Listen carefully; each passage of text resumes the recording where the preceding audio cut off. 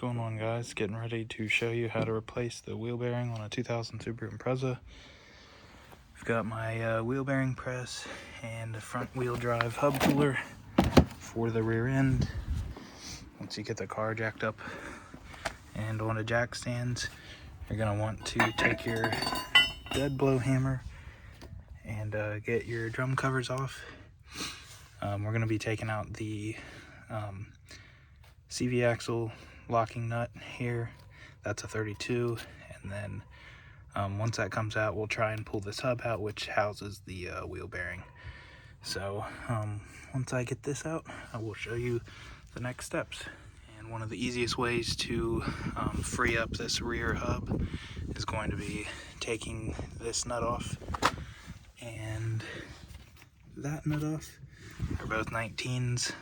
They refer to this as the Jesus nut because it doesn't come out, but since I just replaced the CV axles not long ago, it shouldn't be seized up or anything. So I'm going to go ahead and start with this on the other side, and we're going to get this to be loose. That way we can push the CV axle out and get to the inside compound. Like I said, once you get that 19 off and the 19 on the other side, the hub can come out just enough to where you can get access to push this through. Once we get the 32 off, there's the dreaded Jesus bolt. Might need to clean that up. But next we're going to hit the 32 and be able to pull the hub out just enough to start working on the bearing and pulling the hub out itself. Alright, as you can see, we've got the axle nut off here. Got the little notch knocked out of it, spun right off with the Harbor Freight tools. So I'm gonna go ahead and try and press this out. We've got our front wheel drive hub puller, but since I have the rear hub disconnected, this should work just as good. So I'm gonna go ahead and get this set up and move on from there. I should mention you can rent this from AutoZone for 35 bucks, or if you don't return it, you basically bought it. So I'm going to try and keep this nice, and most likely keep it since I have 3 other wheel bearings that I haven't done yet. So go ahead and get this set up. Alright, so we have the hub puller on here. I've got my lug nuts on. As you can see, well, maybe not, I might have already pushed it down a little bit, but there's a tip that will push into the middle of this CV axle part here. So it shouldn't damage this facing or anything like that.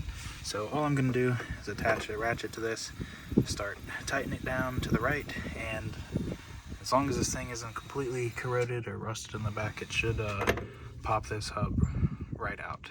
And if not, I'll see you guys in a couple hours. Realized in order to get this to work, you might have to put this bolt back in. That way when you're pushing it out, it's not pushing the CV axle all the way out. It needs to have some sort of pressure there to be able to pop this out. So now as you can see, I'm twisting it with my hand. It's pushing against the CV axle but not damaging anything. Obviously need a wrench on there, and this should pop out. Alright, as you can see, after some pressure and force, this thing was able to pop itself out. You'll hear a couple different pops, but this is cooked for sure. So gonna go ahead and start getting this cleaned up and out of there. There is a little locking ring that you have to pull out before the rest of it. So I'm gonna go ahead and take off this nut again to pull out the CV axle, and then we'll go ahead and get the press on there and get the rest of this out. But you'll definitely want to make sure you pull that clip out, which is somewhere in here. I think it's right there, but yeah. Alright, so I got the camera zoomed in a little bit more. As you can see, there's a slight lip. Let's see if I can get it right there. That's where your snap ring will be. So the kit that I bought didn't come with one, but with some picks and some needle nose pliers, this will come out. And essentially that's what's holding the bearing in on this side. So now like I said, I'm going to take the CV axle out. We should be able to use that press kit to get the rest of this out. Alright, as you can see, with the Harbor Freight tool, I was able to get everything out. There is a rubber oil seal in the back that I need to poke through there and get out. But as far as the front, just need to use some brake clean or something, clean this up, get ready to push the new one through. But as you can see here, here is what's left of the bearing. This was the Maddox toolkit. So essentially take the 18, you put it on the end of the hub here, and you take this tool, which is a 32 millimeter, you put this bolt through this top hat that comes in this kit, which I believe is the 001, and essentially put one side on the other all the way through there and just start twisting it, and it'll poke right through. So I do have the wheel bearing in the freezer to hopefully mate with this a little bit easier.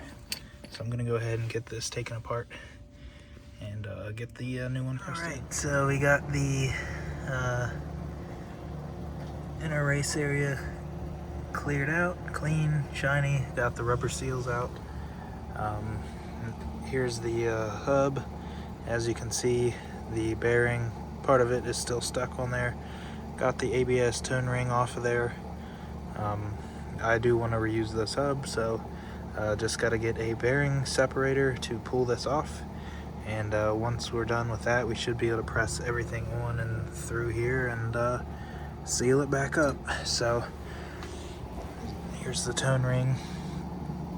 Very simple. These are, let's see, what's the tool here? 3/16. I got the 6 points on them, so very easy to come off there. But yeah, I'm gonna go ahead and get that bearing separator and pull the rest of this off there, and then clean out the spindle for the CV axle. So stay tuned. All right. Once you get everything cleaned up, you can get your new wheel bearing situated right with the same tools, and we're just gonna push this bearing straight in here. Make sure you hold the back of it and it will spin and press its way in. Now I did take this out of the freezer for the last 15 or so hours to help it push in easier, so we're gonna give it a shot. To get the bearing seated in here, and go ahead and put that snap ring back in. And then there's these oil seals. So one will go in the front, kind of just pushed right in like that.